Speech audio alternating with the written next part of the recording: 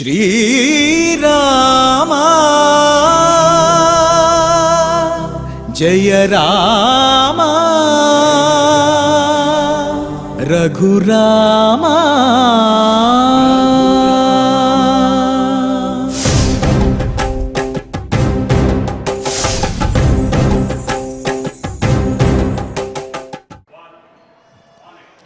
ओं नमो वेंकटेशाय। भवान्नारायणो देवः श्रीमान् चक्रायुधः प्रभुः एकशृंगो वराहस्त्वं भूतभव्यसपत्नजित्। బ్రహ్మగారు రామచంద్రమూర్తిని స్తుతిస్తూ రాముని యొక్క విశ్వరూపమును ఆయన వర్ణిస్తూ ఉన్నారు. ఓ రామచంద్ర, నీవే నారాయణుడవు, నీవే సకల పురుషార్థములను కూడా అనుగ్రహించే పరదైవము. అదేవిధంగా సకల సంపత్కరుడమైనటువంటి శ్రీయపతివి నీవే. భక్తజన సంరక్షణ కోసము చక్రాయుధమును ధరించి ఆర్తత్రాణ పరాయణుడైనటువంటి అవతారమూర్తివి నీవే. అదేవిధంగా సకల లోకపాలకుడివి, ఈ భూదేవిని తన కోరల మీద ధరించినటువంటి ఆదివరాహమూర్తివి కూడా నీవే.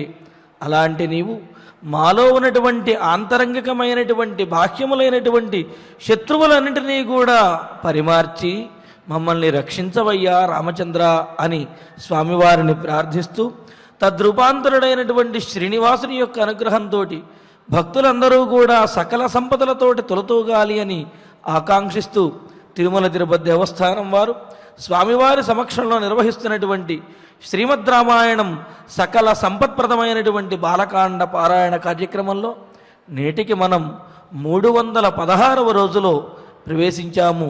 మరి రామచంద్రమూర్తి యొక్క చరితమును చెప్పుకుంటూ ఉన్నాము. మరి ఆ రఘునాయకుని యొక్క వైభవాన్ని అన్నమాచార్యుల వారి యొక్క సంకీర్తనలో విందాము. కుమారి అర్చకం మాన్యచంద్రన్ గారు, అన్నమాచార్య ప్రాజెక్టు కళాకారులు, వారు ఆలపించినటువంటి నమో నమో రఘుకుల నాయక అనే సంకీర్తన ఆలకిద్దాము. ఓం నమో వెంకటేశాయ.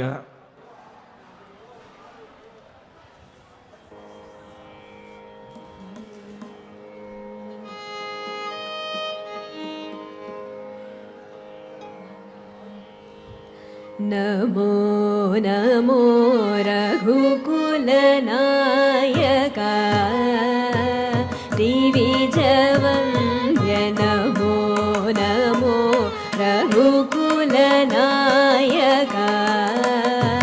दिविजवन्द्य। नमो नमो रघुकुलनायका दिविजवन्द्य। नमो नमो रघुकुलनायका दिविजवन्द्य। नमो नमो रघुकुलनायका दिविजवन्द्य। नमो नमो रघुकुलनायका दिविजवन्द्य। नमो नमो शङ्कर नगजानुत।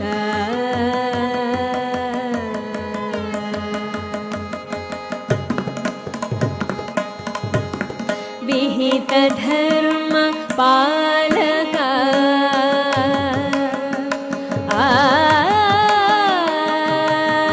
विहित धर्म पालका विहित धर्म पालका विहित धर्म पालका वीर दशरथ रामा विहित धर्म पालका वीर दशरथ रामा दहनवासिनी ताटक मर्दन दहनवासिनी ताटक मर्दन हल्य शाप विमोचना सुरकुलभञ्जन सहज विश्वामित्र सवन रक्षका। नमो नमो अहल्या शाप विमोचना सुरकुलभञ्जन सहज विश्वा नमो नमो रघुकुलनायका दिविजवन्द्य नमो नमो शङ्कर नगजानुदा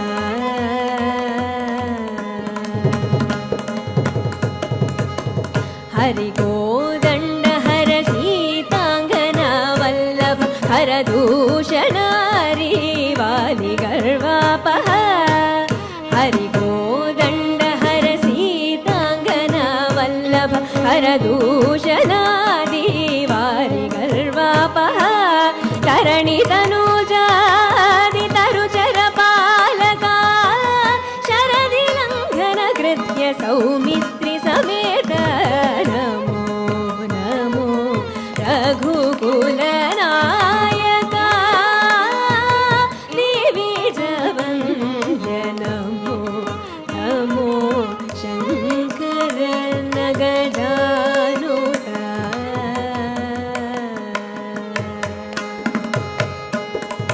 बिरुद रावण शिरोभेदक विभीषण वरदा साकेत पुरवास राघव निरुपम श्री वेङ्कटनिलय आ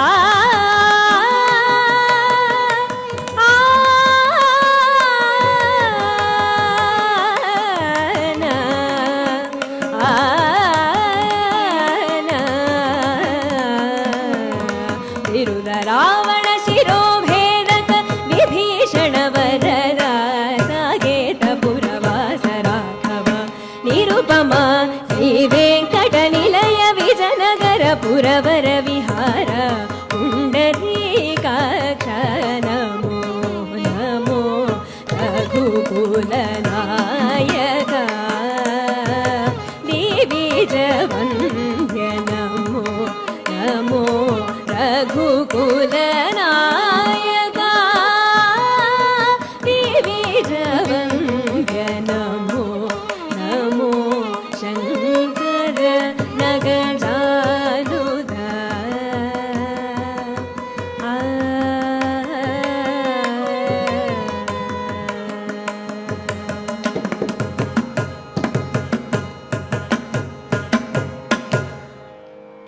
రఘువంశ నాయకుని యొక్క కీర్తిని అన్నమాచార్యుల వారు ఎన్ని విధాలుగా కీర్తించారో చూడండి.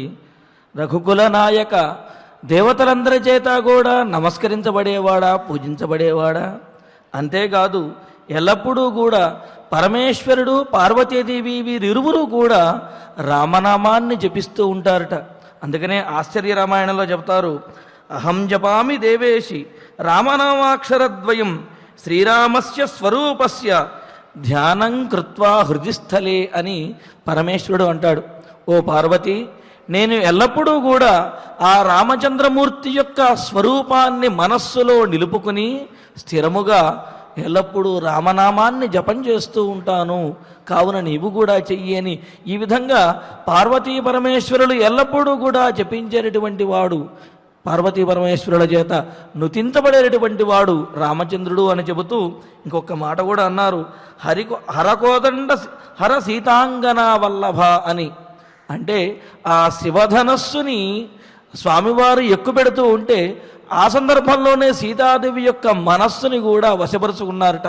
అందుకనే అంటారు, నాకృష్టం నితరాం తదేవ నపరం సీతా మనోపిధృతం అని చెబుతూ రామచంద్రమూర్తి ఆ శివధనస్సుని ఎక్కుపెట్టి నారి లాగుతూ ఉంటే కేవలము ఆ ధనస్సు యొక్క నారినే లాగలేదుట, సీతాదేవి యొక్క మనస్సుని కూడా ఒకేసారి లాగాడుట.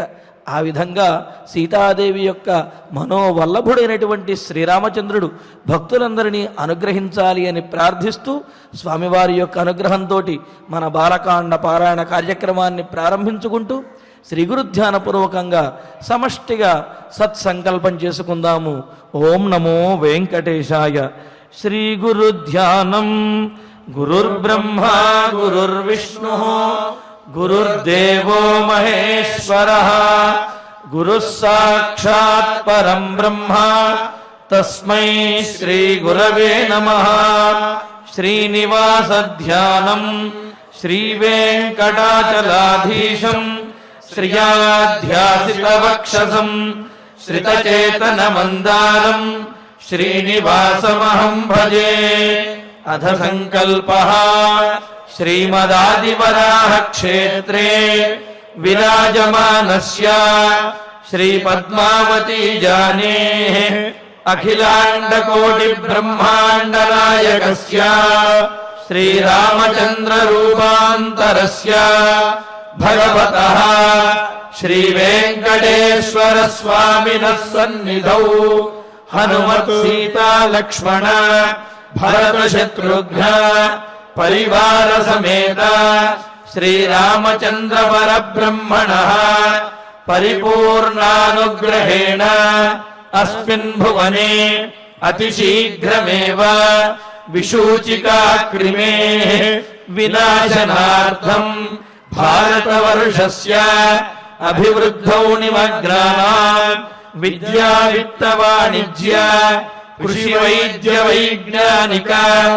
దేశరక్షణాది రంగేషు విద్యమానానాం ఆస్తిక మహాజనానాం సర్వేషాం సర్వతోనాం ఆయురారోగ్య ఐశ్వర్య సద్బుద్ధి ఇత్యాది సర్వశుభ ఫల ప్రాప్త్యర్థం తేషాం సర్వతోముఖాభివృద్ధి ద్వారా శ్రీరామరాజ్యస్య పునర్వ్యవస్థాపనార్థం అనూఢానాం శీఘ్రమేవ వివాహ సిద్ధ్యర్థం దంపతీనాం అనుకూల దాంపత్య సిద్ధ్యర్థం సంతానార్థినాం శీఘ్రమేవ సత్సంతాన ప్రాప్త్యర్థం తతః పితృదేవతా ప్రీత్యర్థం గో సంరక్షణార్థం చ సకల సంపత్ప్రదే శ్రీమద్ వాల్మీకి రామాయణాంతర్గతే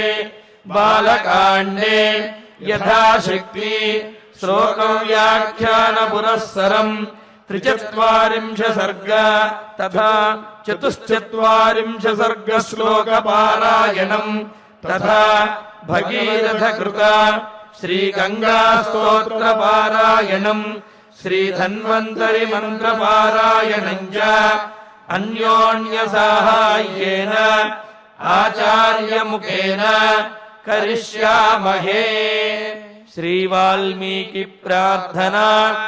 వాల్మీకిర్ముని సింహస్య కవితావనచారిణః శృణ్వన్ రామకథానాదం కో న యాతి పరాంగతిం. శ్రీ ఆంజనేయ ప్రార్థనా. యత్ర యత్ర రఘునాథ కీర్తనం తత్ర తత్ర కృతమస్తకాంజలిం బాష్పవారి పరిపూర్ణలోచనం మారుతిం నమత రాక్షసాంతకం. శ్రీరామాయణ ప్రార్థనా.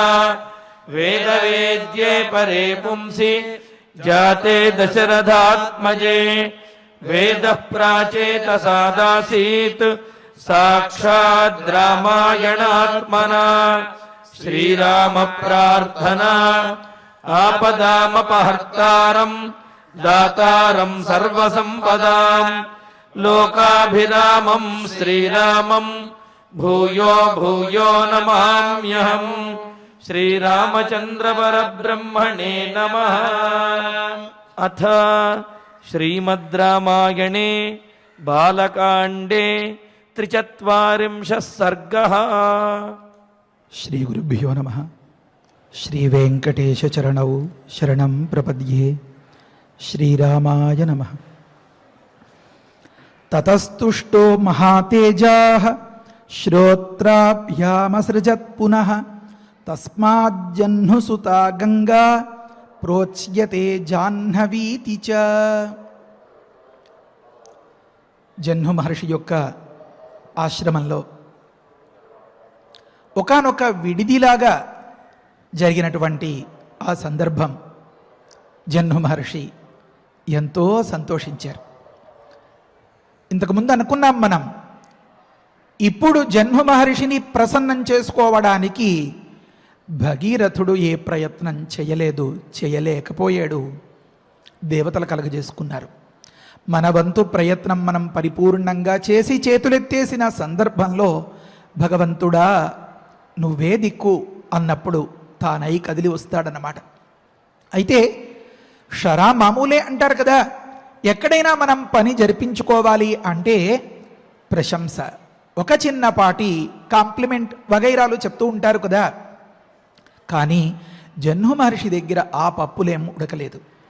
అయితే చిట్ట చివరికి స్వామి నీ పేరులోనే జహ్ను అనుందయ్యా, నువ్వు త్యాగివయ్యా, నీ దగ్గరికి వచ్చిన దానిని 10 మందికి ఉపయోగించడం కోసం నువ్వే అట్టే పెట్టుకోకుండా త్యాగం చేసేటటువంటి అర్థాన్ని ఇచ్చే పేరు పెట్టుకున్నవాడవయ్యా అన్నా కూడా ఉపయోగం లేకపోయి ఆఖరికి ఏమన్నారంటే, నువ్వు దీన్ని విడిచిపెడితే నీ కూతురు అవుతుందయ్యా గంగా అన్నారు. కూతురు అనే మాట చెవిలో పడేటప్పటికే ఆనందం 2 చెవుల్లోంచి గంగలా పొంగి ప్రవహించేసిందనమాట. కనుక తతస్తుష్ట మహాతేజా, వేరెన్ని విధాలుగా స్తుతించినా నీకు వరాలిస్తామన్నా అక్కర్లేదు పొమ్మన్నాడు, కావాలంటే నీకే నేనిస్తాను, నేను అతీంద్రియ దృష్టను. అన్నీ విడిచిపెట్టేసి ఎక్కడో అడవుల్లో ముక్కు మూసుకుని కూర్చునేవాడికి వరాలు ఏ రకంగా లొంగదీస్తాయండి అతడిని? కానీ ఒక్కటి మాత్రం లొంగదీస్తుందండోయ్, వాత్సల్యం, మమకారం, కన్న కూతురి మీద ఉండేటటువంటి ప్రేమ. ఆ ప్రేమ దొరుకుతోంది అనేటప్పటికల్లా జహ్ను మహర్షి ఆగలేకపోయాడు, ఇంకా ఆపుకోలేకపోయాడు, ఇంకా బిగపట్టలేకపోయాడు లోపల ఆ గంగమ్మను. కనుక తుష్ట మహాతేజా శ్రోత్రాభ్యాం అసృజత్ పునః, ఈ శరీరం మొత్తం మీద పరమ పవిత్రములైనటువంటి స్థానం ఏదైనా ఉంది అంటే అది శ్రోత్రం అని పెద్దలు ఈ సందర్భంలో నిర్వచనం చెప్తున్నారు. కనుక యోగాభ్యాసం చేసేటటువంటి మహనీయులకు ఈ కర్ణ రంధ్రాలు పరమ పావనంగా ఉంటాయి. కనుక ఎప్పుడూ ఆ హరినామ సంకీర్తనమే ఆ చెవుల్లో పడుతూ ఉంటుంది. కనుక అక్కడి నుంచి మరొక్కసారి ఆవిర్భవించింది లోకం మీదకి. ఇంకా భగీరథుడిలో చెప్పలేని సంతోషం. మళ్ళీ జవసత్వాలు పుణికి పుచ్చుకున్నట్లుగా భగీరథుడు రెట్టించిన ఉత్సాహంతో తన ప్రయాణాన్ని మొదలు పెడుతున్నాడు. కనుక తస్మాత్ జహ్నుసుత గంగా ప్రోచ్యతే జాహ్నవి ఇది చ. వివరంగా చెప్పాలి అంటే జహ్నుసుత అని 4 అక్షరాలు పలకాలి. మేమంతా పలకలేమండి అన్ని దగ్గర, మాకు సింపుల్గా కాస్త మోడ్రన్గా కావాలి పేరు అని అనుకుంటే జాహ్నవి అని అనుకోమన్నారన్నమాట. అంటే సర్వస్వాన్ని త్యాగం చేసేటటువంటి స్వభావం కలిగినటువంటి తండ్రి కల కూతురు అని అర్థం వస్తోంది కదా. మరింకా ఈ కూతురుకి ఆ లక్షణాలు మరింకెంతగా ఉంటాయి అది మనకి తెలియజెప్పడం వాల్మీకి మహర్షి గురువుగారి ఆశయం అన్నమాట. కనుక జాహ్నవి అన్న అదే అర్థం. చాలా తీయటి మాట అది.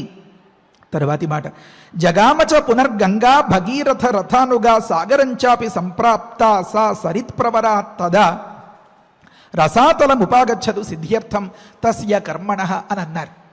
భగీరథుడు మళ్ళీ రెట్టించిన వేగంతో గబగబ ప్రయాణం సాగిస్తూ ఉంటే ఈసారి మరింక మధ్యలో ఏ అవాంతరం రాలేదు. వెళ్ళగా వెళ్ళగా వెళ్ళగా వెళ్ళగా ఒకానొక పెద్ద తొట్టెలాగా, మరి అంతకంటే ఇంకేం వర్ణించుకుంటాం, ఒకానొక పెద్ద చెరువులాగా, నీరెండిపోయినటువంటి చెరువులాగా బీటలు వారి ఒకానొక బిలద్వారం ఒక దగ్గర నుంచి కనిపిస్తోంది అన్నట్లుగా ఈశాన్యం మూలాన్ని మనం గతంలో కూడా అనుకున్నాం. అలా కనిపించింది. ఒకానొక బీడు వారినటువంటి నేలలాగా నీటి చుక్క కోసం అలమటించేటటువంటి సందర్భం అది. దానికి సాగరం అని పేరు పెట్టారు. ఏం సముద్రం అని అనకూడదా? లేకపోతే ఇంకా జలనిధి అని, ఇంకా వారినిధి అని రకరకాల పేర్లు ఉన్నాయి కదా. గోష్పదీకృత వారాశిం అనే దగ్గర వారాశి అనే పేరు చెప్పారు కదా. కాదు, ఇది సగరపుత్రులు.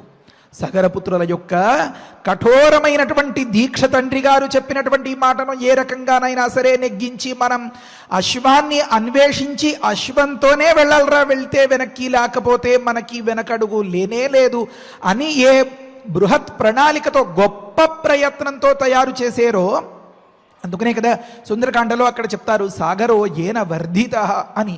ఆ ఇక్ష్వాకుల వంశీయులైనటువంటి వారి చేత నేను ఇంతటి విస్తృతమైనటువంటి స్వరూపాన్ని పొందాను అని సముద్రుడు మైనాకుడితో చెప్పడం ఆ సందర్భంలో వచ్చినటువంటి మాట.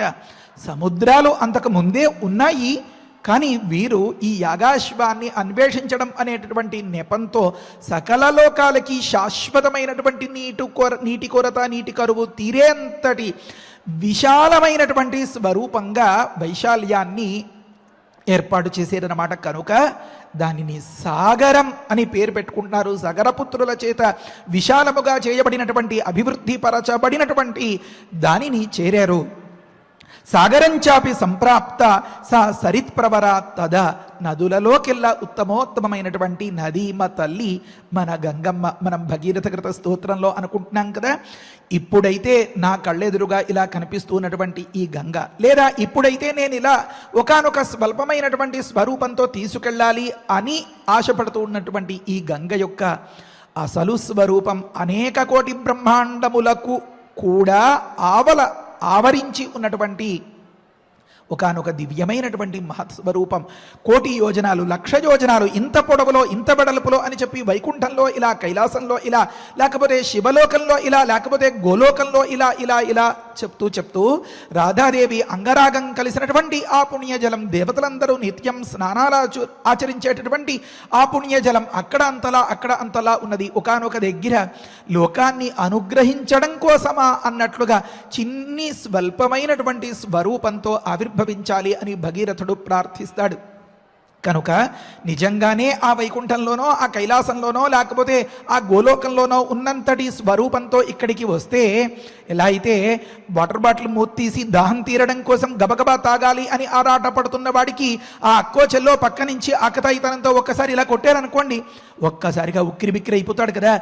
తను పొందడానికి అనువైనటువంటి ధార వస్తే తనకి సులువు, ఒక్కసారిగా కళ్ళలోకి ముక్కుల్లోకి నీళ్లు వచ్చేసేంతగా అంతటి ప్రవాహాన్ని లేకపోతే అంతటి నీటి స్థాయిని తట్టుకోగలుగుతాడా దాహం తీర్చుకునేవాడు. కనుక నా యందు దయతో అమ్మా గంగమ్మ నువ్వు స్వల్పమైనటువంటి స్వరూపంతో మాకు ఉపకారం చేయాలి తప్ప మమ్మల్ని ముంచెత్తీయకుండా మమ్మల్ని అనుగ్రహించు రక్షించు అన్నట్లుగా ఆ భగీరథ కృత స్తోత్రంలో కనిపిస్తుంది. ఆ ఫలశ్రుతి అదంతా మహావైభవంగా ఉండే విషయం. బ్రహ్మహత్యాది సకల పాపాలకు నిష్కృతి లేదు, పరిహారం లేదు అనిపించేటటువంటి పాపాలకు కూడా గంగానామ స్మరణమే పరిహారాన్ని కలిగిస్తుంది అని అందులో ఉంది అన్నమాట. కనుక ఇల్లాలు లేక, అన్యోన్యమైనటువంటి దాంపత్యం లేక, పిల్లలు లేక, కలిసిరాక, లేకపోతే ఏ ప్రయత్నం చేస్తున్నా విఫలమైపోతున్నా, ఏదో గ్రహదోషాలు అనుకుంటూ వాస్తు దోషాలు అనుకుంటూ రకరకాల సమస్యలతో ఇల్లు వాకిలి, వృత్తి, విద్య, ఉద్యోగం, లేకపోతే దాంపత్యం, సంతానం, ఒకటేమి రెండేమి వ్యవహారాలు, వివాదాలు, విజయాలు, మీకు ఏ సమస్య అయినా కానివ్వండి పరిష్కారం మాత్రం ఒక్కటే అన్నట్లుగా అంతటి పావనమైనటువంటి మూర్తి గంగ. ఎందుకు అంతలా చెప్పాల్సి వస్తుందంటే, మనం గతంలో కూడా చాలాసార్లు అనుకున్నాం, మనం ఏ సంతోషం ఏ సుఖం పొందాలి అన్న దానికి పుణ్యం కారణం.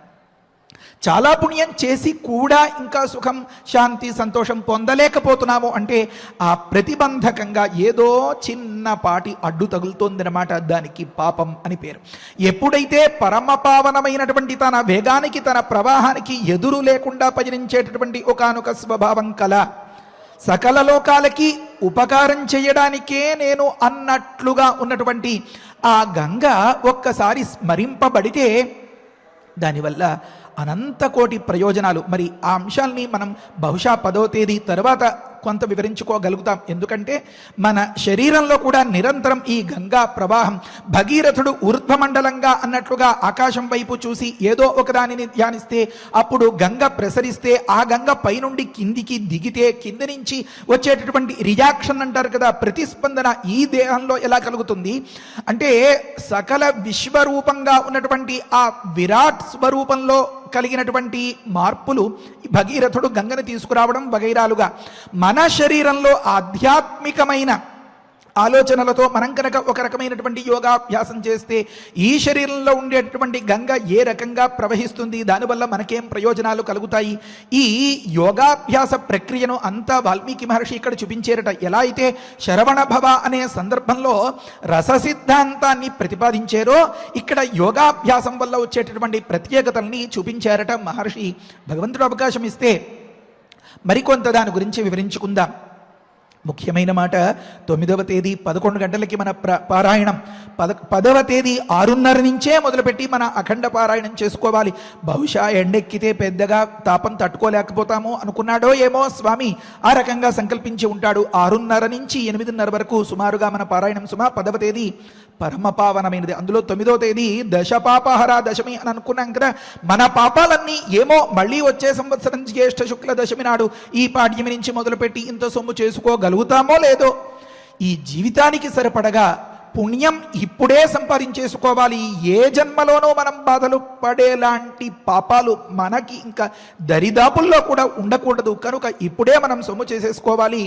అందులో 9వ తేదీ ఫలశ్రుతి అదంతా వస్తుంది. 10వ తేదీ శుక్రవారం నాడు అఖండంగా ఈ పారాయణం చేసుకోగలుగుతాం. మన ప్రకృతంలో సాగరంచాపి సంప్రాప్త సా సరిత్ ప్రవర తదా అని అన్నారు. ఆ సమయంలో లోకంలో ఉన్నటువంటి నదీమతల్లులు అన్నింటికీ కూడా ఒకానొక పుట్టినిల్లు, ఒకానొక శ్రేష్టమైనది, ఒకానొక ఉత్తమోత్తమైనటువంటి స్వరూపాన్ని సంతరించుకున్నది ఆ గంగమ్మ. కనుక సరిత్ ప్రవర అని అన్నారన్నమాట.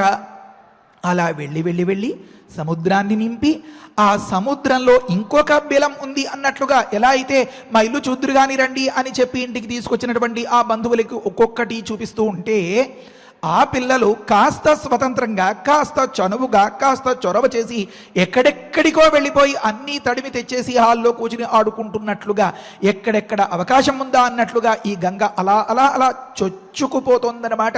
చనువుతోటి, చొరవతోటి. ఎక్కడి వరకు? రసాతలం వరకు. రసాతలం ఉపాగచ్చదు సిద్ధ్యర్థం తస్య కర్మణః.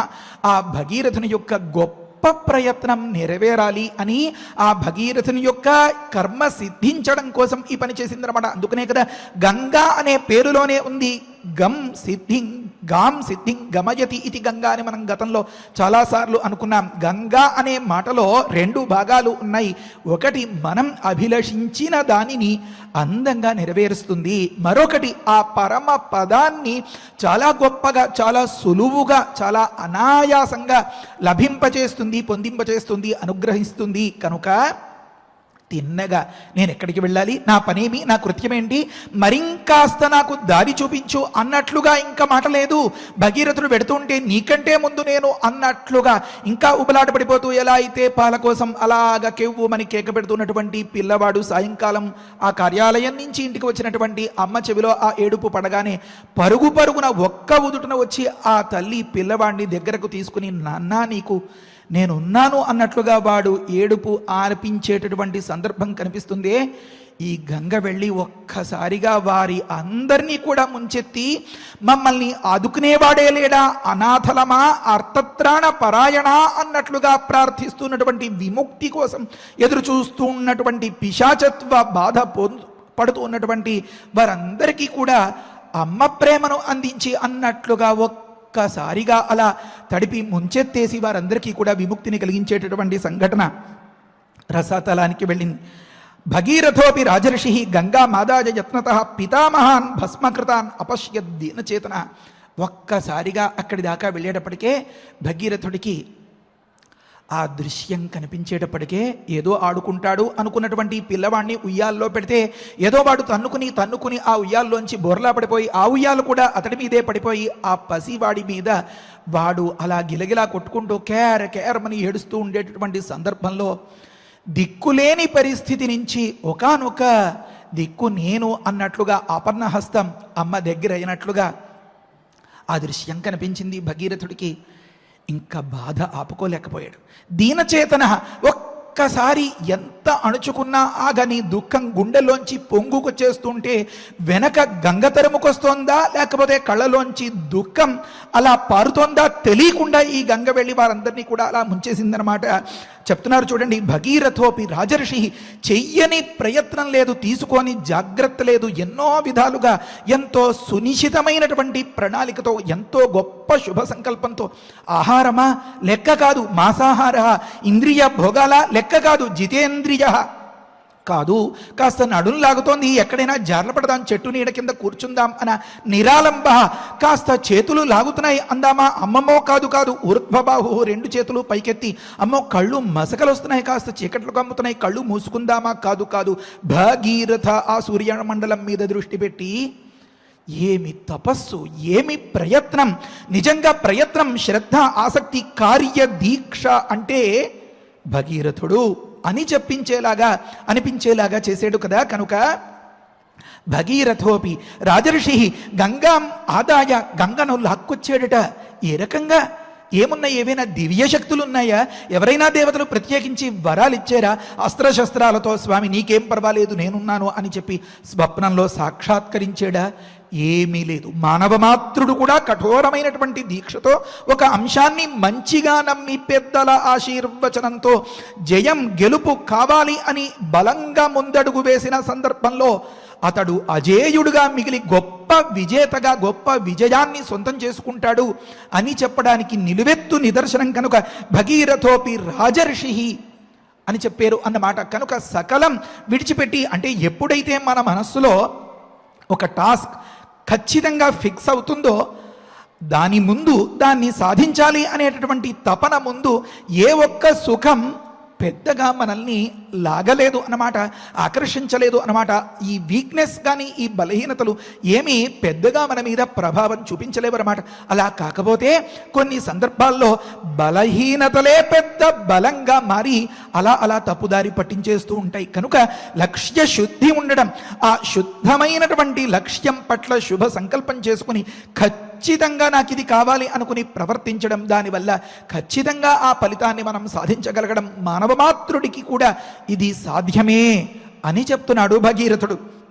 కనుక పితామహాన్ భస్మకృతాన్, బూడిదలుగా మారిపోయి అలా ఉన్నటువంటి వారందరూ కూడా, అంటే గమనించండి, ఆనాటికి ఈనాటికి కూడా అదే మాదిరిగా ఉన్నారు. అంటే చలనం లేని నిస్సహజ స్థితిలో అచేతనంగా పడి ఉన్నారా వారు అన్నట్లుగా అనిపిస్తోందన్నమాట. ఇక్కడ ఇంకొక రహస్యం కూడా ఏమనంటే, ఆయువు తీరిపోయిన తర్వాత వారికి విముక్తి కలిగించాలి అంటే వారు ఏ రూపంలో ఎక్కడ ఎలా ఉంటారో అని మనం అనుకోవడానికి లేదు.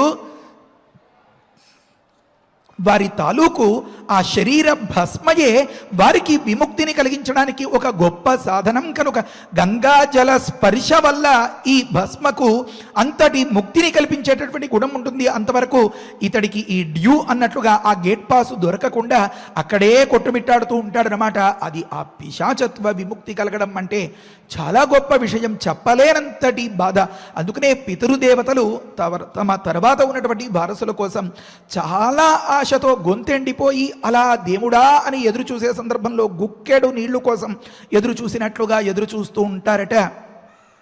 అలాంటి సందర్భంలో భగీరథుడు ఆ పితామహులు అందరినీ కూడా భస్మకృతాన్ అపశ్య దీనచేతన, ఒక్కసారి కడుపంతా నీరైపోయింది.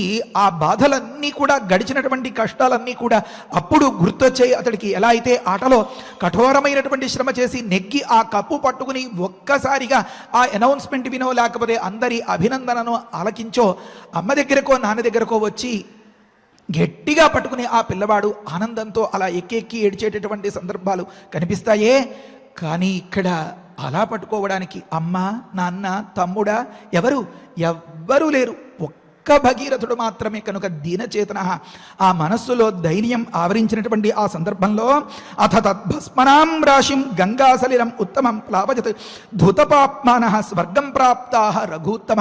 నైనా నువ్వు కంగారు పడకు అన్నట్లుగా ఈ గంగమ్మే, ఇదే కదా నీకు కావాల్సింది, నీ కార్యం ఇదే కదా నువ్వు సంకల్పించింది, అది నేను నెరవేర్చేస్తాను, ఇంక నీకు ఆలస్యం లేదు అని చెప్తున్నట్లుగా అథ తద్భస్మనాం రాశిం, పరమ మంగళకరమైనటువంటి మాట అన్నమాట. కనుక అథ అని ప్రయోగిస్తున్నారు. తథ అని అనకూడదా? అథ పరమమంగళకరమైనటువంటి సన్నివేశం అది. తద్భస్మనాం రాశిం గంగా సలిలం ఉత్తమం. ఈ మళ్ళీ గమనించండి ఎంత అద్భుతమైనటువంటి ప్రయోగమో. గంగా సలిలం అని ఉదకం అని అనకూడదా, జలం అని అనకూడదా, ఇంకా నీరు అన్నదానికి నిఘంటువులో బోళ్ళు మాటలు కదా. అంటే సద్గతిని పొందించేదిగా గంగ అక్కడ ప్రవర్తించింది అన్నమాట.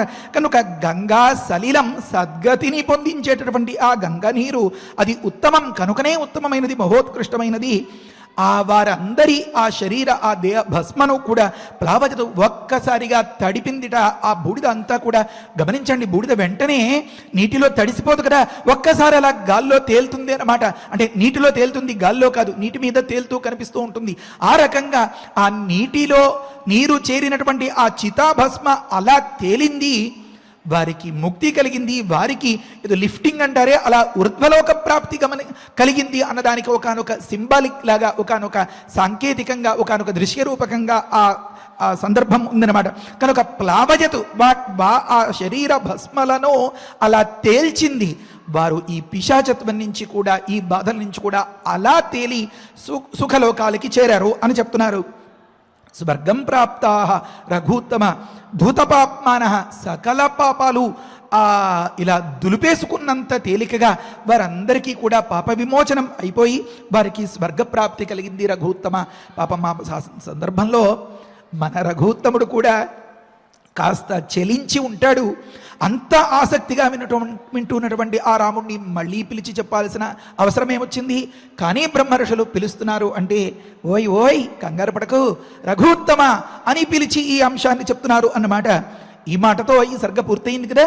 తర్వాత ఈ సర్గలో కొద్ది అంశాలు ఉన్నాయి. ఆ అంశాల తర్వాత ఫలశ్రుతి. అవకాశం ఉంటే ఆ ఫలశ్రుతిని చెప్పుకున్న తర్వాత మనం 9వ తేదీ మరికొన్ని విశేషాంశాల్ని మనం తర్వాయి ఉన్నాయి అనుకున్న వాటిని వివరించుకుందాం. ఏమనంటే హరయే నమః. సగత్వా సాగరం రాజా గంగయానుగతస్తదా ప్రవివేశ తలం భూమే యత్ర తే భస్మసాత్కృతాః. ఆ విధంగా తదా ఆ సమయంలో సహా రాజా ఆ భగీరథ చక్రవర్తి గంగయా అనుగత గంగతో కూడిన వాడై సాగరంగత్వ తన పితామహులైనటువంటి ఆ సగరపుత్రులు ఏర్పరిచినటువంటి ఆ సముద్ర ప్రాంతానికి చేరి ఎత్రతే భస్మసాత్కృత ఎక్కడైతే వారు భస్మ గావించబడ్డారో భూమే తత్తలం ప్రవివేశ ఆ స్థానానికి ప్రవేశించి రామా అప్పుడు ఏం చేశారంటే అంటే రాముడికి కన్ఫర్మేషన్ కోసం అన్నట్లుగా ఖాయపరచడం కోసం అన్నట్లుగా మరొక్కసారి బ్రహ్మర్షులు విశ్వామిత్రుల వారు ఈ అంశాన్ని దృఢీకరిస్తున్నారు అన్నమాట. భస్మన్యథాప్లుతే రామ గంగాయా సలిలేనవై సర్వలోక ప్రభుర్ బ్రహ్మ రాజానమిదం అబ్రవీతు. వెంటనే అక్కడికి బ్రహ్మగారు ప్రత్యక్షమయ్యారట. ప్రత్యక్షమై రామ అథ గంగాయా సలిలేనవై ఈ గంగ యొక్క నీటితో భస్మని ఆప్లుతే వారి అందరి శరీర భస్మ కూడా అలా తడుపబడగా సర్వలోక ప్రభు సకల లోకాలకి సృష్టికర్త అయినటువంటి ఆ ప్రజాపతి పరమేష్ఠి సత్యలోకవాసి అయినటువంటి ఆ చతుర్ముఖుడు బ్రహ్మగారు రాజానం ఇదం అబ్రవీతు ఆ భగీరథ చక్రవర్తి దగ్గరగా వచ్చి ఈ మాట పలికేరట. ఏమా మాట? ఆహా ఏం పురుషోత్తముడవయ్యా, నీ వంటి పిల్లవాడు కులంలో ఒక్కడు ఉన్నా చాలు అనిపించేలాంటి ఉత్తముడవయ్యా భగీరథ, నువ్వు సాధించేవయ్యా మొత్తానికి. తారితా నరశార్దూల దివంయాతాశ్చ దేవవత షష్ఠిపుత్ర సహస్రాణి సగరస్య మహాత్మన అని చెప్తున్నారు అన్నమాట. లోకంలో అనేక మంది ఆ పితృదేవతలకు ఉత్తర క్రియలు వగైరాలు చేస్తూ ఉంటారు. వారందరూ కూడా ముక్తిని పొంది ఊర్ధ్వలోకాలు పొందుతూ ఉంటారు. కానీ వారందరూ మానవులుగానే ఆ వ్యవహారాన్ని ఆ ఫలితాన్ని అంతని పొంది కాదు కూడదు అంటే పితృత్వాన్ని పొంది పితృదేవతల్లాగా చేరుతారు. కానీ నువ్వు చేసినటువంటి ఈ పని వల్ల మాత్రం నీ పితృదేవతలు ఈ సాగరులు 60,000 మంది వీరందరూ కూడా దేవతలలాగా స్వర్గానికి వెళ్ళారయ్యా అన్నారన్నమాట. అంటే అంత దైవత్వాన్ని కల్పించేంతటి ప్రయత్నం నువ్వు చేసింది అని. అంటే పితృత్వం కలగడం వేరు, దేవత్వం కలగడం వేరు. పితృత్వం కలిగితే వారికి పితృలోకం వరకే గమనం, దేవత్వం కలిగినప్పుడు మాత్రమే దేవలోకానికి గమనం. కనుక ఓ నరశార్దూల మహాత్ముడయ్యా మీ తాతగారు నరే తాతగారు సగరులు గొప్ప ప్రయత్నం కలవాడు, గొప్ప ఆశయం కలవాడు, గొప్ప బలం కలవాడు, గొప్ప ప్రణాళిక కలవాడు. ఇంకా చాలా చాలా చాలా చాలా ఎంత చెప్పినా తక్కువే. కనుక మహాత్మన సగరస్య అత్యవసరమైన సమయాల్లో మాత్రమే ఈ మహాత్మ అనే పేరు వాడుతూ ఉంటారు. అహం వేద్మి మహాత్మ అనే దగ్గర దీన్ని అంతని వివరించుకుంటూనే ఉన్నాం మనం.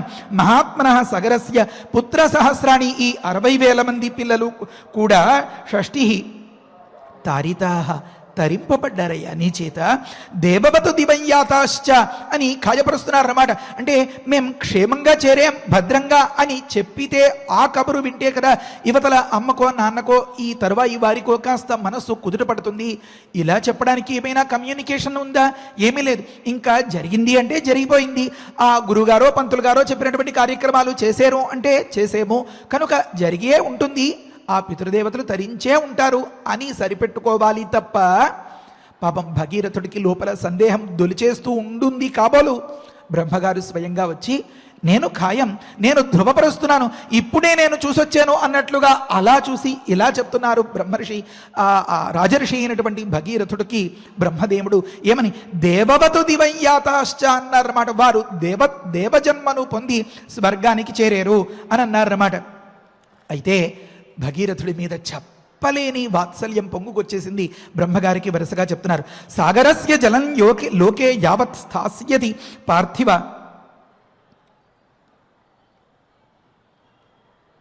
అంతే కదా. సాగరస్య జలం లోకే యావత్ స్థాస్యతి పార్థివ సగరస్యాత్మజాస్తావత్ స్వర్గే స్థాస్యంతి దేవవత్. అయితే గొప్ప ఉన్నత స్థానం కలిగింది అంటున్నావు కదా తాత, ఆ స్థానం కాస్త పదిలంగా ఉంటే బాగుంటుంది కదా. మళ్ళీ మళ్ళీ ఏదో ఒక వంక పెట్టుకుని క్షీణే పుణ్యే మర్త్యలోకం విషంతేని మళ్ళీ ఇక్కడికి వచ్చేస్తే మళ్ళీ ఏవో కానొక పొరపాట్లు అపరాధాలు అది జరిగిపోతే నువ్వు ఇంతలా శిక్షించేస్తే ఆ తలరాతలు మార్చడానికి మళ్ళీ నా వంటి వాడు మరొకడు వస్తాడా అని అనుకుంటున్నావా? కాదు కాదు, కంగారు పడకు పార్థివ. ఓ భగీరథ చక్రవర్తి, యావత్ లోకే సాగరస్య జలం స్థాస్యతి, ఈ సముద్రంలో జలం నీరు ఇంకిపోకుండా ఉన్నంత వరకు నీ తాతలు ఆ లోకంలో దేవతలతో సమానంగా సంతోషంగా హాయిగా కులాసగా ఉంటారు. నీకు నేను భరోసా, కంగారు పడకు అని చెప్తున్నారన్నమాట. సగరస్య ఆత్మజాహ, ఆ సగరపుత్రులైనటువంటి వారందరూ కూడా దేవవతు స్వర్గే స్థాస్యంతి, ఆ స్వర్గంలో ఉంటారు. కనుక ఇయం హి దుహితా జ్యేష్ఠ తవ గంగా భవిష్యతి త్వత్కృతేన చ నామ్నా అథ లోకే స్థాస్యతి విశ్రుత. మనం గతంలో కూడా అనుకున్నాం. భగీరథుల ఎదుట చతుర్ముఖులు ప్రత్యక్షమైనటువంటి సందర్భంలో మొట్టమొదటి మాట అంటే కష్టమేదో దాని నుంచి గట్టెక్కాలి అని, ఈ 60,000 మంది తరించాలి అని. కష్టం తీరిందిరా మనవడా, నీకు తీరుస్తాను ఖచ్చితంగా, గంగను నీకు అనుగ్రహిస్తాను అని చెప్పిన సందర్భంలో మరి దీపం ఉండగానే ఇల్లు చక్క పెట్టుకోవాలి కదా. తాత మరి నా మాట ఏమి, నాకు పిల్లలు లేరు కదా, మరి నా పిల్లల వల్ల కలిగేటటువంటి ఆ ఆనందం, మమతానురాగాలు, స్నేహం, వాత్సల్యం, సంతోషం ఇది నాకు కూడా కలగాలి కదా. ఆగాగు, నాకే కాదు మరి నా తరువాతి వారందరికీ కలగాలి కదా. పిల్లలో పిల్లలో పిల్లలో పిల్లలో అని బాధపడేలాంటి ఒక్క క్షణం కూడా ఆ పిల్లలు అప్రయోజకంగా ఉండడం వల్ల చాటుకుండా తలుపులన్నీ వేసుకుని కుమిలి ఎలా అయితే అసమంజస వ్యవహారంలో సగరులు బాధపడ్డారో అలాంటి క్షణం మరొక్కసారి మా కులంలో రాకూడదు అని అడిగాడు కదా భగీరథుడు. దాని గురించి చెప్పడం మొదలుపెట్టారు అన్నమాట. నాయనా నీకు తప్పకుండా సంతానం కలుగుతుంది, అయితే మొట్టమొదటి సంతానంగా ఈ గంగనే నీకు అనుగ్రహిస్తున్నాను అని చెప్తున్నారన్నమాట. ఇయం హి దుహితా జ్యేష్ఠ తవ గంగా భవిష్యతి త్వత్కృతేన చ నామ్నా అథ లోకే స్థాస్యతి విశ్రుత. ఓ భగీరథ, నీకు సంతతి ఉంటుంది, అయితే నీకు మొదటి సంతతి జ్యేష్ఠ దుహిత. ఇంతకు ముందే అనుకున్నాం కదా, దుహిత అంటే ఆ జన్మ మహర్షికి ఎంత ఆనందమయ్యిందో అంతకంటే రెట్టించిన ఆనందం భగీరథుడికి కలిగేలాగా ఆ చతుర్ముఖులు ఇలా వరమిస్తున్నారన్నమాట. నాయనా ఈ గంగ నీ కూతురు, ఎందుకంటే నీ వల్లనే ఈమె అవతరించింది కనుక, నీ ప్రయత్నం వల్లనే. కనుక ఎలా అయితే జాహ్నవి అని వ్యవహరింపబడుతుందో జన్మ మహర్షి యొక్క అనుగ్రహం వల్ల ఏతించినటువంటి సందర్భంగా, ఎలా అయితే సకల సిద్ధుల్ని కలిగిస్తుంది అనేటటువంటి అర్థం వచ్చేలాగా గంగా అని పిలవబడుతుందో, ఇంతకంటే కూడా ఇంకా ముఖ్యంగా భాగీరథి అని వ్యవహరింపబడుతుందమ్మా అని చెప్పి ఆ భగీరథుడికి ఆ చతుర్ముఖులు గొప్ప వరం ఇచ్చారన్నమాట. కనుక ఈ గంగ చేతితో చూపిస్తూ చెప్తూ ఉండేటటువంటి మాట, నీకు జ్యేష్ఠ దుహిత అవుతుంది, నీకు పెద్ద కూతురు అవుతుంది. పెద్ద కూతురు అంటే ఎప్పుడనాలండి? ఎల్డర్ సన్ అనో, లేకపోతే అలా చెప్పినటువంటి సందర్భంలో నా జ్యేష్ఠ కుమారుడు, నా కనిష్ఠ కుమారుడు ఒకరికంటే ఎక్కువ ఉన్నప్పుడు కదా. చతుర్ముఖులు ఎంత గొప్పగా చెప్తున్నారో గమనించండి. అంటే ఒకరికంటే ఎక్కువ సంతతి ఉంటేనే మొదటివారు పెద్దవారు అవుతారు కనుక నీకు ఈమె పెద్ద కూతురు అని అనడంలో నువ్వు దీంతోనే సరిపెట్టేసుకోవాలి అని అనిపించకుండా, నువ్వు వెలితి పడకుండా నీకు తప్పకుండా సంతతి సిద్ధిస్తుంది అని చెప్పకనే చెప్తూ ఈమె నీ పెద్ద కూతురు అని వరం ఇచ్చారనమాట. కనుక లోకంలో త్వత్కృతేన నామ్న, నీ పేరుతో ఈమెని వ్యవహరించుకుంటారు, దానివల్ల గొప్ప ప్రశస్తి కలుగుతుంది. త్వత్కృతేన చ నామ్న అథ లోకే స్థాస్యది విశ్రుత, గొప్ప ప్రసిద్ధిని పొందుతుంది అని చెప్పి భగీరథ గంగా త్రిపథగా రాజన్ దివ్యా భాగీరథీతి చ త్రీన్ పథో భావయంతీతి తతః త్రిపథగా స్మృత అని అంటున్నారన్నమాట. ఇది చతుర్ముఖులు భగీరథులతో చెప్తూ ఉండే మాట కాదు. భగీరథుల్ని అడ్డం పెట్టుకుని బ్రహ్మర్షులైనటువంటి విశ్వామిత్రులు రామచంద్రమూర్తికి చెప్తున్నటువంటి మాట. ఎందుకంటే ఒకానొక మిట్ట మధ్యాహ్నం వేళ ఎండగా ఉన్నటువంటి సందర్భంలో చెట్టు నీడను కూర్చుని ఆ అగ్నిహోత్రాలు హోమాలు అవన్నీ చేసేసుకుని ఆ ప్రసాదం భోజనిండా తినేసిన రామయ్యకు గురుగారు త్రిపథగా అంటే ఏమీ చెప్పండి అని చెప్పి కుతూహలం కలిగినటువంటి సందర్భంలో త్రిపథగా కళ్ళెదురుగా పారుతూ ఉంటే దాని అసలు తత్వాన్ని తెలుసుకోవాలి అని వేసినటువంటి ప్రశ్నకు జవాబుగా కదా ఈ కథంతా మొదలుపెట్టారు. కనుక చెప్తున్నారు ఏమనంటే, గంగా త్రిపథగా రాజన్, ఈమె త్రిపథగా లోకంలో త్రిపథగా అనే పేరుతో లోకంలో వ్యవహరింపబడుతుంది. ఈమె దివ్యమైనది, ఈమె భాగీరథి అని కూడా వ్యవహరింపబడుతుంది. త్రిపథగా అంటే త్రీన్పథో భావయంతీతి, 3 విధములైనటువంటి ప్రయాణాలను, 3 విధములైనటువంటి మార్గాల్ని ఎంచుకుంటుంది. కనుక స్వర్గలోకంలో, అంతరిక్ష లోకంలో, భూమి మీద, లేదా స్వర్గలోకంలో, భూమి మీద, రసాతలంలో, ఇది ఒక మాట. 3 పాయలుగా అని మరొక మాట. కనుక త్రిపథగా, తతః త్రిపథగా స్మృత, త్రిపథగా అనే పేరుతో వ్యవహరింపబడుతుంది అని చెప్తున్నారన్నమాట. మరికొన్ని నామ నిర్వచనాలు మరుసటి ప్రవచనంలో చెప్పుకోబోతాం. దాని తరువాత ఫలశ్రుతి. ఆ ఫలశ్రుతిని విన్న ప్రతి ఒక్కరికి కూడా అందులో చెప్పినటువంటి ఆ ఫలితాలు పరిపూర్ణంగా నెరవేరాలి అని మన గురువుగారు వాల్మీకి మహర్షి యొక్క ఆశయం. అలాగని బ్రహ్మర్షుల విశ్వామిత్ర యొక్క ఆశయం. ఈ విషయమంతా మనకి ముందు వెనుకలా ఉన్నటువంటి ఈ వ్యాఖ్యానాలు పరిశీలిస్తే తెలుస్తుంది. కనుక జ్ఞాతాజ్ఞాతకృత, జ్ఞానాజ్ఞానకృత, అనేక జన్మార్జిత, అనేక రకములైనటువంటి పాపాలను పోగొట్టడానికి మనకు కలిగినటువంటి సులువైన ఉపాయం గంగ గంగ గంగ. ఆ గంగమ్మ తల్లి యొక్క పరిపూర్ణ అనుగ్రహాన్ని పొందడానికి భగీరథుడు చేసినటువంటి ఆ స్తోత్రాన్ని చదువుకుని మనం తరించుదాం. గురువారం నాడు 11 గంటలకి మన ప్రవచనం, శుక్రవారం నాడు 6:30 గంటల నుంచి మన అఖండ పారాయణం. అందరూ గుర్తుపెట్టుకుంటారు కదా. హరయే నమః. స్వస్తి. పారాయణ చేసుకుందాము. తతస్తుష్టః మహాతేజః శ్రోత్రాభ్యాం అసృజత్ పునః తస్మాత్ జహ్నుసుతా గంగా ప్రోచ్యతే జాహ్నవీతి చ జగామ చ పునర్గంగా భగీరథ రథానుగా భగీరథ రథానుగా సాగరం చాపి సంప్రాప్త సాసరిత్ ప్రవరా తదా రసాతలం ఉపాగచ్చత్ సిద్ధ్యర్థం తస్య కర్మణః భగీరథోపి రాజర్షిః గంగామాదాయ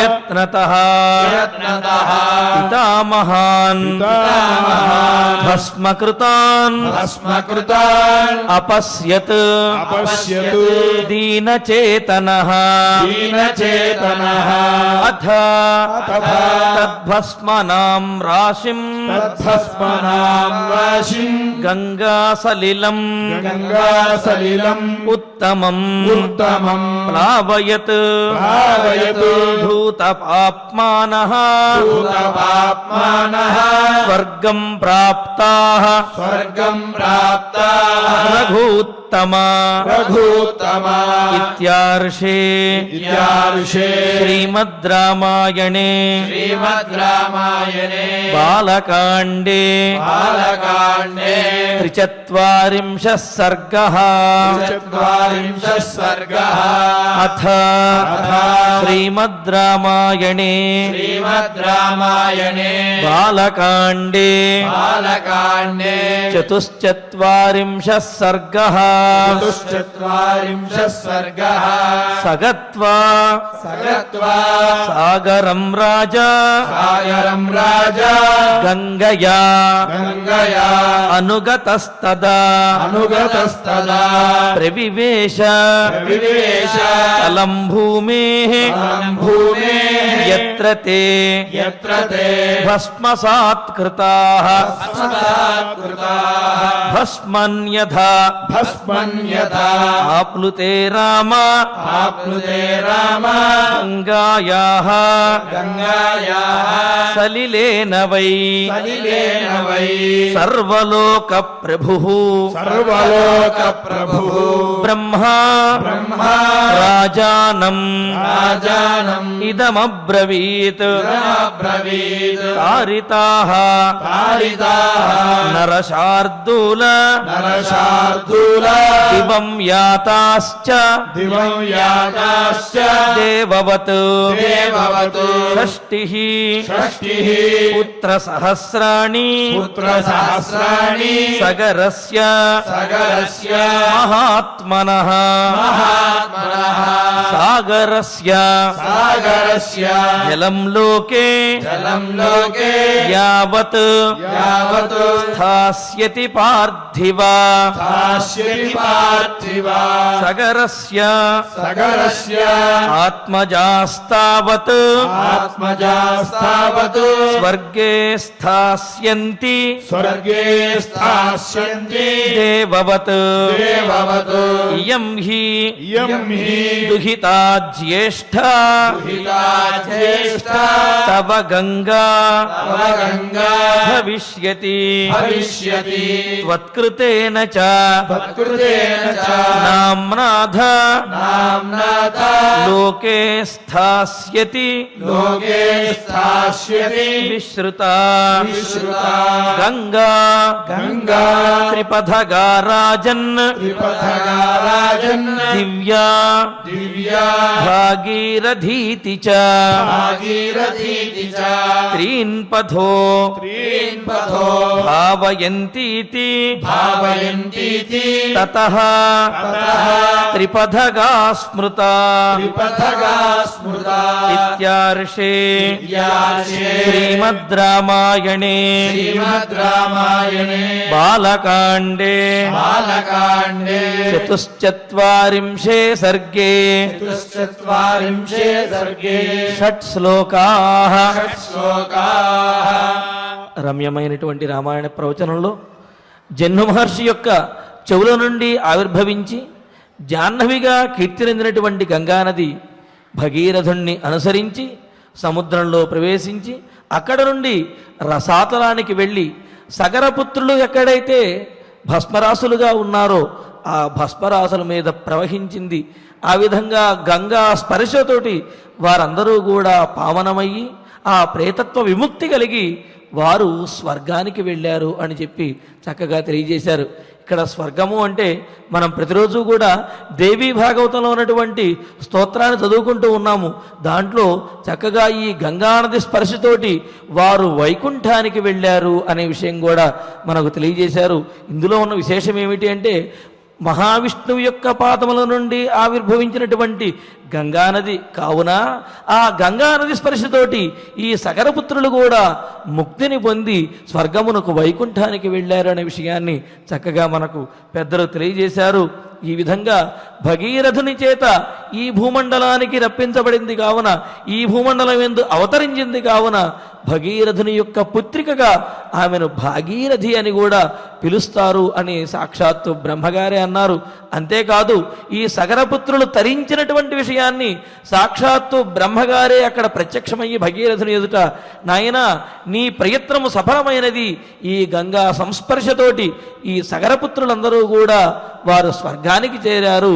ఎప్పటి వరకు అయితే ఈ లోకములలో గంగా అనేది ప్రవహిస్తుందో అప్పటి వరకు వారు స్వర్గంలో ఉంటారు శాశ్వతంగా అనే విషయాన్ని కూడా బ్రహ్మగారు తెలియజేశారు. ఈ విధంగా స్వర్గలోకంలోను, భూలోకంలోను, పాతాళలోకంలోను 3 మార్గములలోనూ ప్రవహించినది కావున ఈ గంగానదిని త్రిపథగా అని అంటారు అంటూ విశ్వామిత్రుల వారు రఘునందనుడైనటువంటి రామచంద్రమూర్తికి గంగావతరణ విశేషాలను చక్కగా తెలియజేశారు. ఇందులో మనం తెలుసుకోవాల్సినటువంటి ఒక ఆంతర్యం ఏమిటి అంటే, ఒక పొరపాటు కనుక జరిగినట్లయితే, ఆవేశంతో జరిగినటువంటి ఒక పొరపాటును దిద్దుకోవటానికి ఇక్కడ 3 తరాలు పట్టింది. సగరపుత్రులు ఆవేశంతో కపిల మహర్షిని ఆ విధంగా కపిల మహర్షి మీద దాడి చేయబోయి భస్మమైపోయారు. మరి వారి యొక్క ఆవేశానికి ఫలంగా వారు భస్మమైతే వారిని తరింపజేయటానికి, జరిగినటువంటి పొరపాటును సరిదిద్దటానికి 3 తరాలు పట్టింది. సగరపుత్రుల యొక్క అన్నగారి కొడుకైనటువంటి అంశుమంతుడు, ఆ తర్వాత దిలీపుడు, ఆ తర్వాత భగీరథుడు, వీరు 1000 సంవత్సరముల పాటు తపస్సు చేసి ఎంతో ప్రయత్నిస్తే గంగానది అవతరించింది, వారు తరించారు. కావున ఆవేశం ద్వారా కలిగినటువంటి పొరపాటును దిద్దుకోవటము అనేది చాలా కష్టము అనే విషయం కూడా ఈ గంగావతరణం ద్వారా మనం తెలుసుకోవాలి. అదేవిధంగా ప్రయత్నంతో తదేక దృష్టితో కనుక సాధించినట్లయితే, దేనినైనా సరే ప్రయత్నించినట్లయితే దేనినైనా సరే సాధించగలుగుతాము అనేది భగీరథ ప్రయత్నం ద్వారా మనకు తెలిసినది. మరి అటువంటి ఆంతర్యములు కలిగినటువంటి శ్లోకాలన్నీ కూడా పారాయణ చేసుకున్నాము. ఇక ఇప్పుడు ఫలశ్రుతి నుండి మంగళాంతం వరకు మనందరము కలిసి పారాయణ చేద్దాము. ఫలశ్రుతి కుటుంబ వృద్ధిం ధనధాన్య వృద్ధిం శ్రియశ్చ ముఖ్యా సుఖముత్తమంచ శ్రుత్వా శుభం కావ్యమిదం మహార్థం ప్రాప్నోతి సర్వాం భువి చార్థ సిద్ధిం. శ్రీరామచంద్ర పరబ్రహ్మణే నమః. భగీరథ కృత గంగా స్తోత్రాన్ని మనందరము కలిసి పారాయణ చేద్దాము. అథ భగీరథ కృత శ్రీ గంగా స్తోత్రం. శ్రీనారద ఉవాచ శ్రోతుమిచ్ఛామి దేవేశ లక్ష్మీకాంత జగత్పతే విష్ణో విష్ణుపదీ స్తోత్రం పాపఘ్నం పుణ్యకారకం. శ్రీనారాయణ ఉవాచ శృణు నారద వక్ష్యామి పాపఘ్నం పుణ్యకారకం. శివ సంగీత సమ్ముగ్ధ శ్రీకృష్ణాంగ సముద్భవాం రాధాంగద్రవ సంయుక్తాం తాం గంగాం ప్రణమామ్యహం. యజ్జన్మ సృష్టేరాదౌ చ గోలోకే రాసమండలే సన్నిధానే శంకరస్య తాం గంగాం ప్రణమామ్యహం. గోపైర్గోపీభిరాకీర్ణే శుభే రాధా మహోత్సవే కార్తికీ పూర్ణిమాయాం చ తాం గంగాం ప్రణమామ్యహం. కోటియోజన విస్తీర్ణ దైర్ఘ్యే లక్షగుణా తతః సమావృతాయా గోలోకే తాం గంగాం ప్రణమామ్యహం. షష్టిలక్షయోజనాయ తతో దైర్ఘ్యే చతుర్గుణా సమావృతాయ వైకుంఠే తాం గంగాం ప్రణమామ్యహం. త్రింశల్లక్షయోజనాయ దైర్ఘ్యే పంచగుణా తతః ఆవృతా బ్రహ్మలోకేయ తాం గంగాం ప్రణమామ్యహం. త్రింశల్లక్షయోజనాయ దైర్ఘ్యే చతుర్గుణా తతః ఆవృతా శివలోకేయ తాం గంగాం ప్రణమామ్యహం. లక్షయోజన విస్తీర్ణ దైర్ఘ్యే సప్తగుణా తతః ఆవృతా ధ్రువలోకేయ తాం గంగాం ప్రణమామ్యహం. లక్షయోజన విస్తీర్ణ దైర్ఘ్యే పంచగుణా తతః ఆవృతా చంద్రలోకేయ తాం గంగాం ప్రణమామ్యహం షష్టిసహస్రయోజనాయ దైర్ఘ్యే దశగుణా తతః ఆవృతా సూర్యలోకేయ తాం గంగాం ప్రణమామ్యహం లక్షయోజన విస్తీర్ణ దైర్ఘ్యే పంచగుణా తతః ఆవృతాయ తపోలోకే తాం గంగాం ప్రణమామ్యహం సహస్రయోజనాయామ దైర్ఘ్యే దశగుణా తతః ఆవృతా జనలోకేయ తాం గంగాం ప్రణమామ్యహం దశలక్షయోజనాయ దైర్ఘ్యే పంచగుణా తతః ఆవృతా మహర్లోకే తాం గంగాం ప్రణమామ్యహం సహస్రయోజనాయామ దైర్ఘ్యే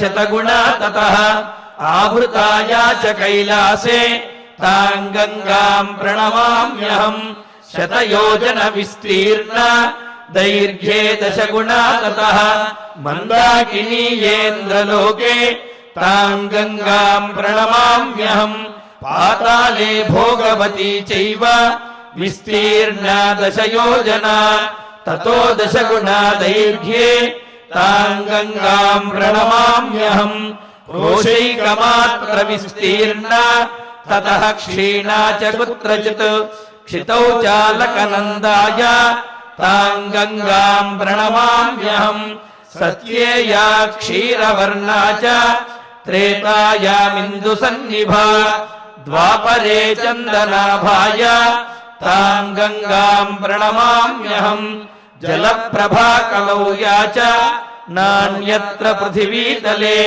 స్వర్గే చ నిత్యం క్షీరాభా తాం గంగాం ప్రణమామ్యహం యత్తోయకణికా స్పర్శే పాపినాం జ్ఞాన సంభవః బ్రహ్మహత్యాదికం పాపం కోటి జన్మార్జితం దహేత్ ఇత్యేవం కథితా బ్రహ్మన్ గంగాపద్యైకవింశతిః స్తోత్రరూపం చ పరమం పాపఘ్నం పుణ్యజీవనం నిత్యం యో హి పఠేద్భక్త్యా సంయోజ్య చ సురేశ్వరీం శోష్వమేధఫలం నిత్యం లభతే నాత్ర సంశయః అపుత్రో లభతే పుత్రం భార్యాహీనో లభేత్ శ్రియం రోగాత్ ప్రముచ్యతే రోగీ బంధాన్ ముక్తో భవేత్ ధ్రువం అస్పష్టకీర్తిః సుయశాః మూర్ఖో భవతి పండితః యః పఠేత్ ప్రాతరుద్ధాయ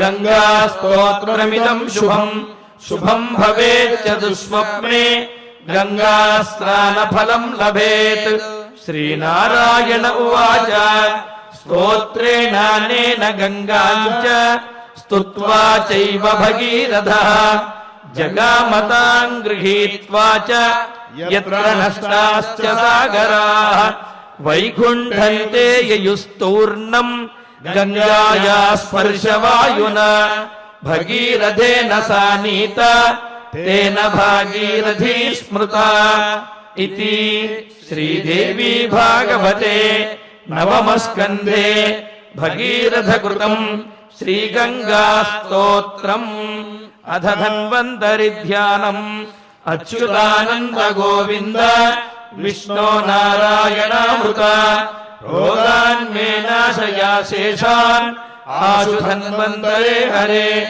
ఆరోగ్యం దీర్ఘమాయుష్యం బలం తేజోధియం శ్రియం స్వభక్తేభ్యోనుగృహంతం వందే ధన్వంతరిం హరిం ధన్వంతరేరిమం శ్లోకం భక్త్యా నిత్యం పఠంతి యే అనారోగ్యం న తేషాం స్యాత్ సుఖం జీవంతి తే చిరం ఓం నమో భగవతే వాసుదేవాయ ధన్వంతరయే అమృతకలశహస్తాయ వజ్రజలౌకహస్తాయ సర్వామయ వినాశనాయ త్రైలోక్యనాథాయ మహావిష్ణవే స్వాహా ఓం వాసుదేవాయ విద్మహే సుధాహస్తాయ ధీమహి తన్నో ధన్వంతరి ప్రచోదయాత్ అధ నవగ్రహ ప్రార్థనా ఆరోగ్యం పద్మబంధుర్వితరతు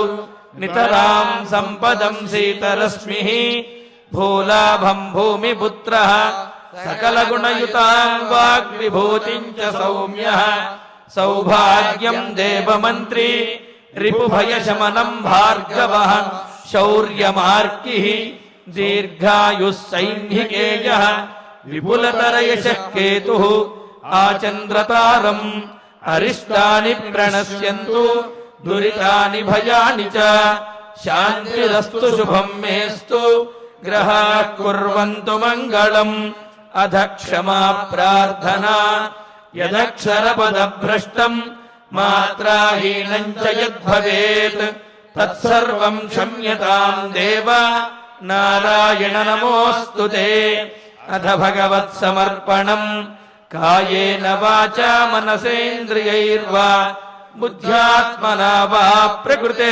స్వభావాత్ కరోమి యద్యత్ సకలం వరస్మై నారాయణాయేతి సమర్పయామి. అధ మంగళం శ్రియః కాంతాయ కళ్యాణ నిధయేర్థినాం శ్రీవేంకట నివాసాయ శ్రీనివాసాయ మంగళం. ఓం నమో వెంకటేశాయ. ప్రతిరోజు కూడా స్వామివారి సమక్షంలో బాలకాండ ప్రవచన పారాయణ కార్యక్రమాలను మనం నిర్వహించుకుంటూ ఉన్నాము. అయితే ప్రతిరోజు కొంత భాగాన్ని మనం కొన్ని శ్లోకాలను పారాయణ చేసుకుంటూ ఉన్నాం.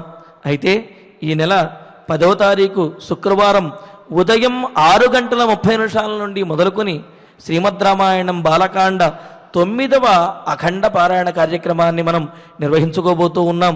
ఇప్పటి వరకు అంటే 38వ సర్గ నుండి 44వ సర్గ వరకు సగరోపాఖ్యానము, గంగావతరణము, ఈ ఘట్టమును మొత్తము కలిపి అఖండముగా మనం పారాయణ చేసుకుని అఖండమైనటువంటి పుణ్యాన్ని పొందబోతూ ఉన్నాము. కావున భక్తులందరూ కూడా 10వ తారీఖు ఉదయం 6:30 గంటలకే సిద్ధంగా ఉండి ఈ అఖండ పారాయణ కార్యక్రమంలో పాల్గొని స్వామివారి యొక్క అనుగ్రహాన్ని పొందవలసిందిగా తెలియజేస్తున్నాము. ఓం నమో వెంకటేశాయ. నా